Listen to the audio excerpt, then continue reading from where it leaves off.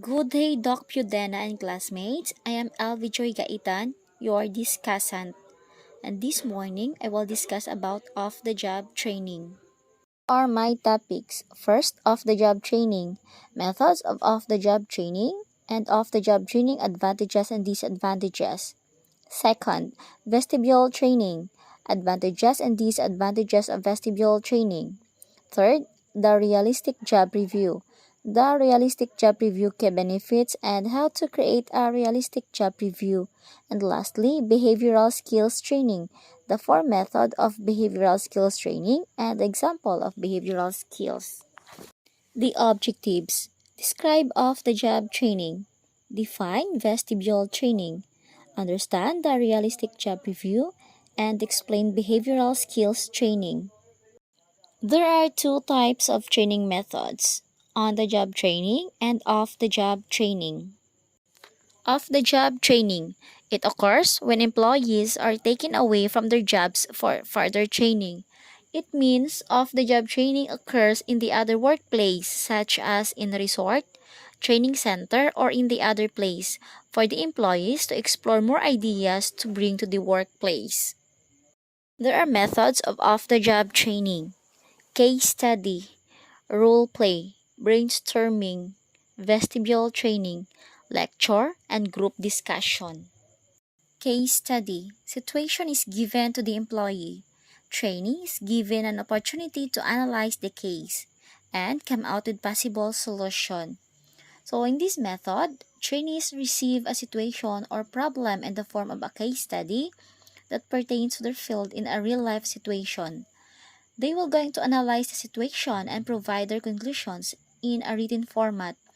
In this method, it helps trainees improve their decision-making skill, concerns, objectives, responsibilities, and emotion. So it is mostly for customer service professions. It involves trainees taking on roles and acting out certain situations to help them better understand. Trainees act as if they're facing the situation, having solved it without this guidance. It is also called social drama or psychodrama. Lectures. It is traditional and direct method. Verbal presentation of information. Lecture must motivate and create interest among trainees in order to become effective. And this method is used in colleges and universities. So in this method, it is often trained white-collar or management-level employees. Trainees learn crucial skills needed for their jobs, get to know their job responsibilities, and have the opportunity to get their questions answered by experts. Brainstorming. It is a group creativity technique by which efforts are made to find a conclusion for a specific problem by gathering a list of ideas spontaneously contributed by its members. So it means that it is a group work that each member should contribute ideas on how to solve that problem. Group discussions. This method is used to support, explain, expand, and interact. It improves communication skills, teamwork, and confidence level. So group discussion or group work, members are free to explain their sides and there is an interaction among members. Vestibule training. This is used to train technical staff, office staff, and employees who deal with tools machine. Actual work conditions are simulated. Materials, files, and equipments are used. Duration ranges from few days to a few weeks. In this method, trainees learn on the actual or simulated equipment they will use on the job, and it is conducted in a simulated work environment complete with sample equipment, just like bank tellers, machine operators, manufacturing, construction, and pilots.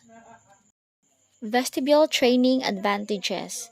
Training becomes more reality-based, so it is actual or hands-on. Directly applies to jobs, so apply what you have learned. Increase the chances of retention. You have the ability to retain things in mind. Prevents trainees from making costly mistakes or damaging equipment. For example, An airplane pilot may undergo training to help them get ready for flying an airplane. Since airplanes are expensive, an employer may not allow trainees to train using a real airplane in order to avoid costly damages or to avoid putting the trainee's life in danger. Instead, they will use a simulator to keep costs low and keep the trainees safe, and allows instructor to give more personalized attention to the learners. Vestibule training disadvantages: time consuming. Since an entire setup is to be created before giving the training to the workers. Expensive. It involves the simulated workplace, where a duplication of machinery, tools, equipments, and etc. of actual work floor is required to make the workers have a real-time experience. So companies find a different facility to hold the training outside the workplace. Trainer has to be very skilled, so this demands more money for giving, and experts are hired to carry out off-the-job training. There has to be elaborate setups for the same, so the workers may find it difficult to adjust to the real work environment. Off-the-job training advantages: a wider range of skills or qualifications can be obtained. Can learn from outside specialists or experts. Employees can be more confident when starting a job, and they are more polished and now work efficiently. Off-the-job training disadvantages: it is more expensive. Example, for their transportation and accommodation. Since training occur in the other workplace, trainees need to spend money from their own. Lost working time and potential output from employees, so they gain more on knowledge and skills. New employees may still need some induction training, and employees now have new skills or qualification and may leave for better jobs. Realistic Job Reviews, or RJP. It is a standard in recruiting and selection. It is a great tool to increase the quality of applications. It ensures a fit between the person and the role and between the person and the organization, and it helps to retain employees longer. So during the hiring of new employees, it provides individual with a well-rounded description that details what obligations the individual can expect to perform while working for that specific company, like work environment, policies, rules, and restrictions. The realistic job preview key benefits. First, increasing self-selection. While reducing the number of applicants, the quality of applicants will increase. Second, improve candidate experience. Investing time in applying for a job that will not match is a big donor, while gaining a deeper understanding of a job you like will only make candidates more excited. Third, commitment to the organization. Research shows that people who have had a realistic job review are more committed to the organization. Fourth, job satisfaction. This one is more obvious. When expectations match reality, people will be more satisfied. Employees who have had a realistic job review have better match expectations about their work and about the organization, and as a result will be more satisfied with their work. Fifth, higher performance. Similarly, because of higher satisfaction, commitment to the organization, and alignment with the responsibilities of the job, employees are more likely to perform better. And lastly, lower employee attrition. Because the expectations of the job and day-to-day reality are aligned, employee attrition decreases. This is especially relevant for first-year attrition. How to create a realistic job review. First, organizational vision. The vision represents where the company wants to go. Second, organizational mission. The mission is about the company's objectives and how it plans to reach them. Where the vision is about the long term, the mission is about the short term activities that help the organization advance. Third, job description. It is the most important part of the realistic job review. Painting a realistic picture of the job and its responsibilities is crucial in retaining employees. Fourth, rewards and benefits. The compensation and benefits structure of an organization is another key area to be featured in the job review. A fair overview of total rewards, including compensation, types of employee benefits, but also work-life balance, development opportunities, and recognition is the key. If a role involves a lot of low visibility maintenance with little appreciation, but that will be noticed when things go wrong, it is good to communicate that it may not be the most rewarding job, but that compensation is excellent. Some people will simply fit better than others with this kind of job. Fifth, promotion system. Showcasing potential career rewards also prevents disappointments down the line. If someone is ambitious, they may not be a good fit for a stable job with little promotional opportunities. Sixth, training opportunities. If a job provides a rich array of training, these should be featured. Some jobs are challenging but don't provide much formal training. This can be attractive for an autodidact since they may hate a formalized job with mandatory formal training. And lastly, development opportunities.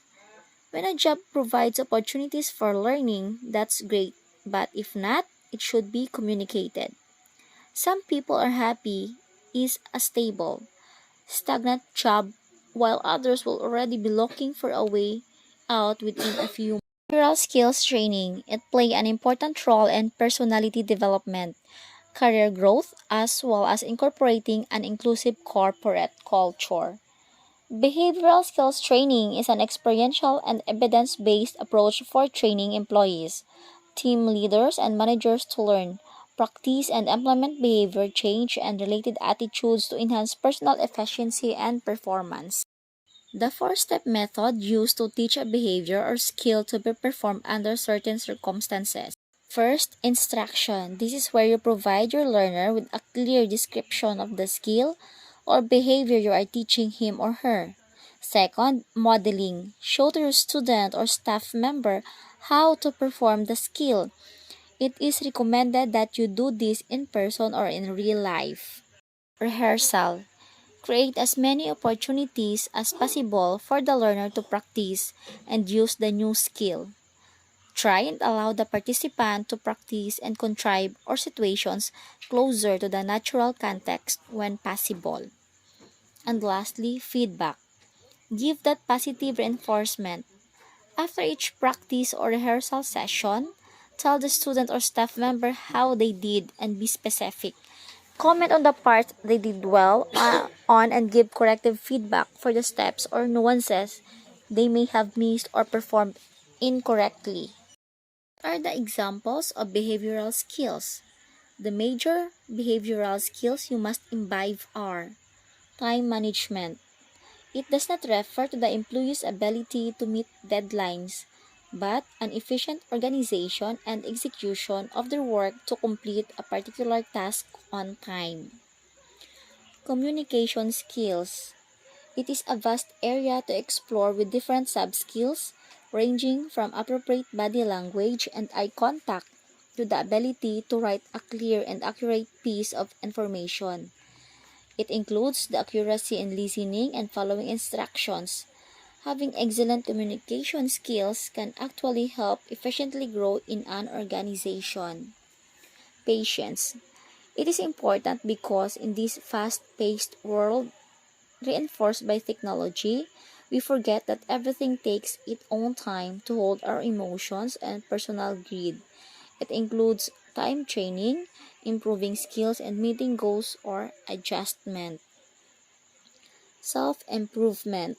Having a limited knowledge will only lead to the repeated form of tasks carried out every day, while augmenting your knowledge about new things will help you grow and explore new horizons. Self-improvement must be a crucial aspect to consider in your journey to furnish behavioral skills. Emotional intelligence is the ability to understand and manage your own emotions and those of the people around you. Next, empathy, defined as awareness or sensibility to understand another person's emotions or feelings. And lastly, work and life balance. It is a strenuous work schedule can definitely impact your physical and mental well-being, and this is why it becomes paramount to ensure that there is a healthy equilibrium between these two aspects of your life. So, it is good to devote yourself fully to your work and passionately contribute to the growth of your organization, but it is also important that you cultivate self awareness of your limits as well as health, which will only help you work in the most effective and efficient manner. Thank you very much for listening.